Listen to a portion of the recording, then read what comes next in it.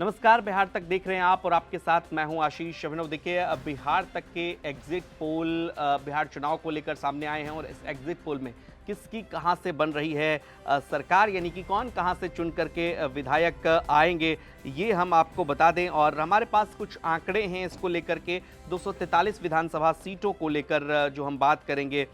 इसी कड़ी में हम बात कर लेते हैं पश्चिम चंपारण के नौतन सीट को लेकर। महत्वपूर्ण सीट यहाँ से नारायण प्रसाद बीजेपी के कैंडिडेट हैं, अमित गिरी कांग्रेस के कैंडिडेट हैं और संतोष चौधरी यहां पर जनसुराज के कैंडिडेट हैं।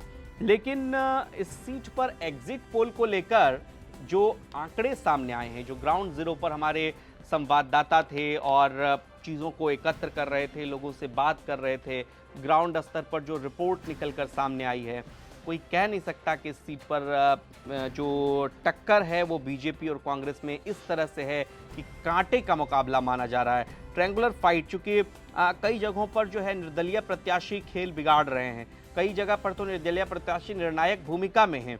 ऐसे में इस सीट को लेकर चर्चा खूब हो रही है कि कौन यहां से चुनाव जीतेगा। तो बिहार तक के एग्जिट पोल में कांटे का मुकाबला नारायण प्रसाद और अमित गिरी के बीच में है। इन दोनों के बीच कहा यह जा रहा है कि जीत हार का अंतर बहुत कम हो सकता है, लेकिन ये कहा जा रहा है कि बीजेपी ने यहाँ पर और अमित गिरी ने, कांग्रेस ने जिस तरह से चुनाव लड़ा, दोनों की अपनी अपनी रणनीति रही।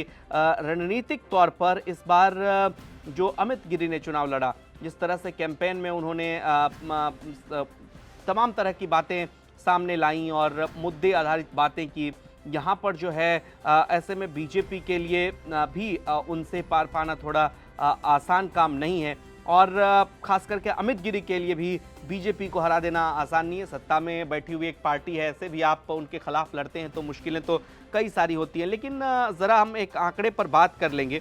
2020 के नतीजे देखिए, यहाँ पर नारायण प्रसाद जो हैं मौजूदा विधायक हैं और शेख मोहम्मद कमरान को उन्होंने हराया था। कांग्रेस पार्टी के टिकट पर शेख मोहम्मद कमरान चुनाव लड़ रहे थे और जीत हार का अंतर बहुत ज़्यादा था।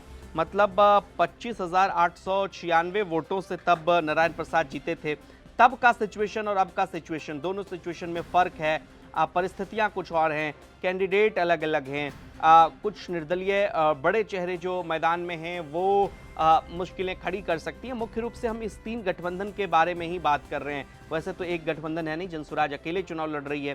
कितना बड़ा फैक्टर होगा चुनाव में ये देखना होगा, लेकिन फिलहाल मुकाबला यहाँ पर कांटे का है और नौतन सीट पर इस बार मामला फंसता हुआ दिख रहा है। हालांकि किसको मिलेगा एज, 14 नवंबर को आप कहीं मत जाइएगा, देखते रहिएगा सिर्फ और सिर्फ बिहार तक। नमस्कार।